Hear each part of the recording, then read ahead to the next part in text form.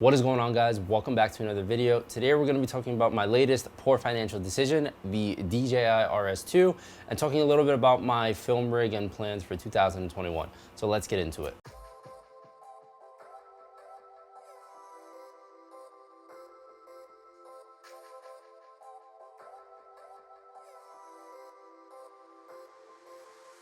So before we get into today's video, don't forget to hit the like button and subscribe down below. And if you have any questions throughout the video, leave them in the comments. I'm always happy to answer. That being said, let's get into today's video. So recently, if you've been following the channel, you might have noticed that I purchased a few things since the start of this channel.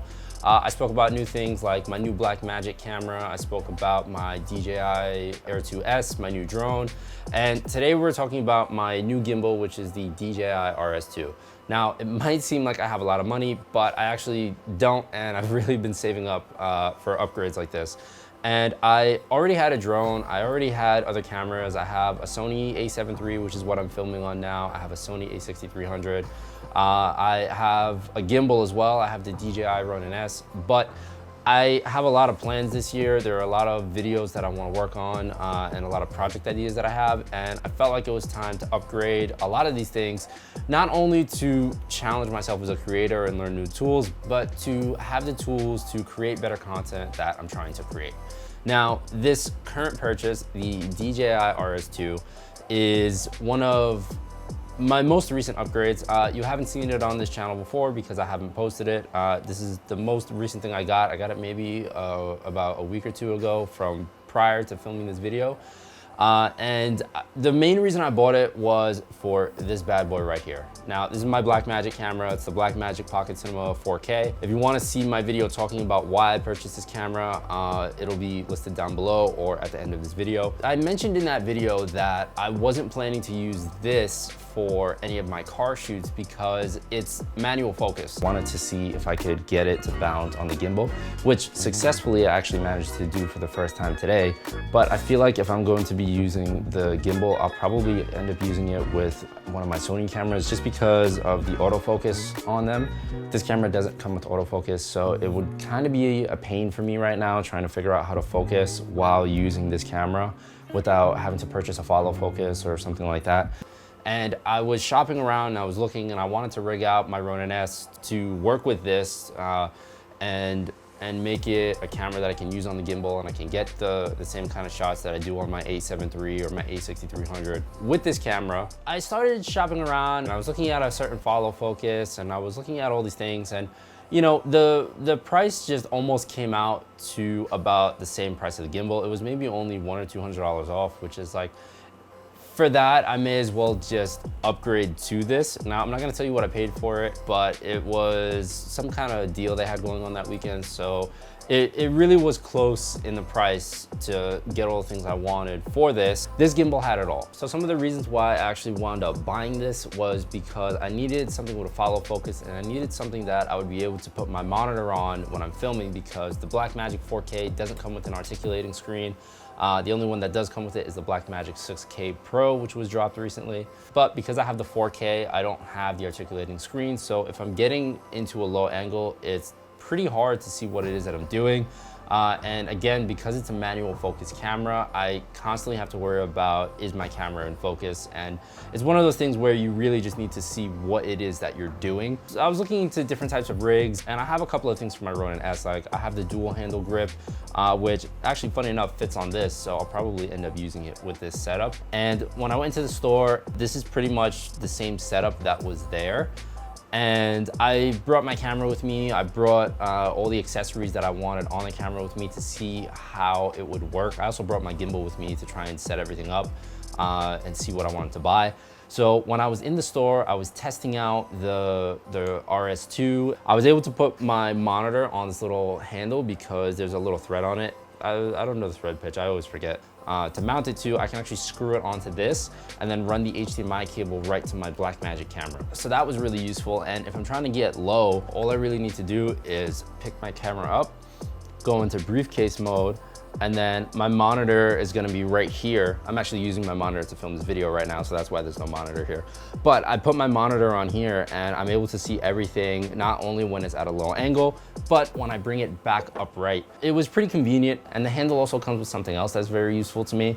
So on the side here, I have my small rig power supply. And what it does is it lets me use my Sony MPF 970 batteries to power the Blackmagic camera. Usually I would have it mounted on top here on the camera, but I tested it out and I was looking for somewhere to mount it because I didn't want to have this big battery on the top of the gimbal, because not only is it going to make it very left heavy, but it's also going to probably interfere or rub if I'm trying to go into briefcase mode, because it sticks pretty far up and it'll probably end up hitting the back of this. So I needed somewhere to mount this, and it worked out perfectly because there's a thread in the handle over here as well. So it allows me to mount the small rig base plate right here, stick the battery on, and then now I'm running the wire from the power supply right into the camera. And you know, one of the big things with these cameras is the battery on it sucks. So being able to still use my MPF 970 batteries with this camera while I'm on the gimbal is a very, very big plus. Now, one thing I do need to purchase is another one of these, because I would like to keep one on the gimbal at all times, and I would like to keep one up top here at all times. I already took this rig out for a shoot, and one of the big things I noticed was if I was trying to go from tripod to gimbal, I would have to unscrew the power supply from here. So my workaround is they're really not that expensive for this. It was maybe like $30 or $40. So I'm just gonna buy another one of these, constantly leave it here on the camera on my small rig cage. And when I need to, if I have to switch back and forth, all I have to do is just unplug it, plug it in, put the battery in, and it'll be 2 seconds, 3 seconds tops. And it's a lot faster than having to unscrew this, screw it back on top, and then do the opposite when I'm trying to go back from gimbal to tripod or monopod. So the next reason I bought this is because I needed a follow focus. And if you see on the front here, I have the follow focus that comes with the Dji Rs2, and it's actually really freaking cool. I've been playing around with a few configurations. Like I said in previous videos, I do a lot of automotive videography, so I'm also trying to rig something out to where I can have a wireless follow focus, and I can have a setup where, let's say I want to mount it to the car, or I really want to get those low angles. I wanted to have something that was very versatile, and this gimbal really just kind of covers all my bases. And the follow focus was really one of the things that sold me on this, because it's unlike the Ronin S, where if I wanted to put a follow focus on it, I would have to mount it on the side. It's actually right here on the grip, and it felt very natural using it. For the first time, it really just worked how it was supposed to. It was a little awkward trying to film out the back of a car with it, because out the back of the car, I was using the handle on the back over here, and I kind of had to reach down and overextend a little bit to actually grab this, but nonetheless, it still worked out pretty well, and I was able to get all my shots in focus, and I'm really happy with it. It feels very natural, and DJI did a really good job. It's smooth. Not only that, but I also recently found out that I'm able to use the Ronin app to control the follow focus. The wireless control is actually really awesome. So I'm actually gonna turn the gimbal on now. All right, so I turned the gimbal on and I have my Ronin app open. Now, if I go to create, there's a whole bunch of options here, but one of the main things I'm really impressed with and really happy with is the little focus control option that it comes with. I also tap on the bottom here. It allows me to use both the joystick as well as the focus. So if I turn the camera with the joystick, this is all from my phone. I'm literally controlling it through my phone right now. So the ease of being able to control this if I'm like in a car or something while it's hanging out the back on a mount is really awesome. And another main thing is, can you see it? Yeah, you can kind of see if you look here, but the focus motor is working amazing. Like that is just so cool. And it's not the most ideal thing, it's not the most expensive thing, but it's an affordable alternative to buying something where I would need a controller and another focus motor or something along those lines. And it's something that's included with the gimbal. So the fact that for the price I paid for this, I'm getting a follow focus system, I'm getting something that allows me to use the Blackmagic camera on a gimbal, and allows me to balance it, and it's strong enough, and it lets me use my monitor and get low angle shots. It's really, really worth the money. I'm very happy that I bought it. So I actually got to take this specific rig out for a very good test run. If you saw the video I posted last week, which was shooting Polaroids at a car show, at that car show I was giving out Polaroids, and the goal was to let people know that their car was gonna be in my recap film. The entire recap film was shot on this exact setup that you see right here. It was shot on my Blackmagic 4K, my Canon 24-105 with my Viltrox filter. Everything that you see here was used for that video. There's nothing that I haven't included aside from the monitor, which, like I said, is being used on this camera so I can see what I'm doing while I'm filming. But I really did enjoy using it. The only issue I've had with this so far is, again, trying to reach over while I was filming outside the car to get the focus motor working.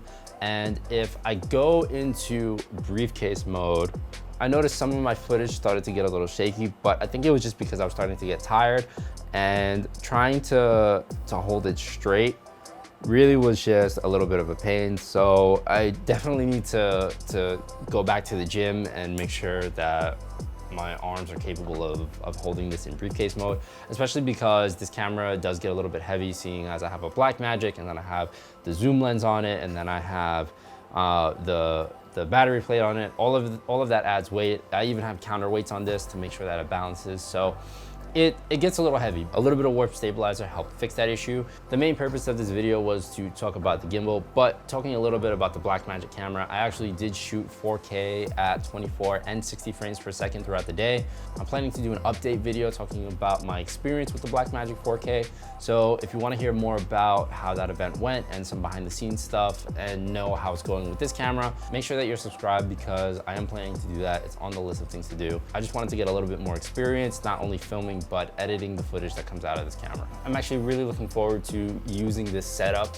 And if you see me at a car meet, at a show, at a wedding, at any kind of event, and I'm filming with this setup, just know that something serious is going down and there's a serious project in the works, because this particular setup takes a lot of effort, not only to film with, but also to edit, because I am shooting 4K video, I am shooting raw video. So just know that if you see this setup, it's a very serious project. I'm definitely going to also be using my A7 III and my A6300, depending on what it is that I'm actually doing. If I'm doing vlogs or videos like this, those are the cameras that I'm gonna use. Now, like I said about last week's video, that entire video was me trying to give out Polaroids, so that way people would know that their car is in my recap film, and that entire film was shot on this setup, and it's going to be dropping soon. So if you want to see that, make sure you're subscribed, hit the bell notification as well, because as soon as it goes live, it's definitely something that you're going to want to see.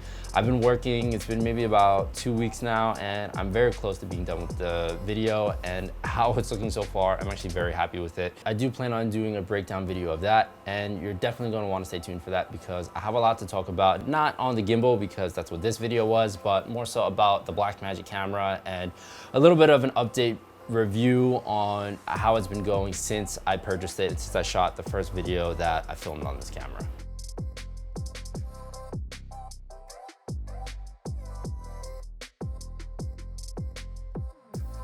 So that is going to be it for today's video. Don't forget to like and hit the subscribe button. Let me know what you guys thought in the comments below. Do you think it was worth buying the DJI Rs2, or should I have just rigged out my DJI Ronin S? Thank you so much for watching, and I will see you in the next one.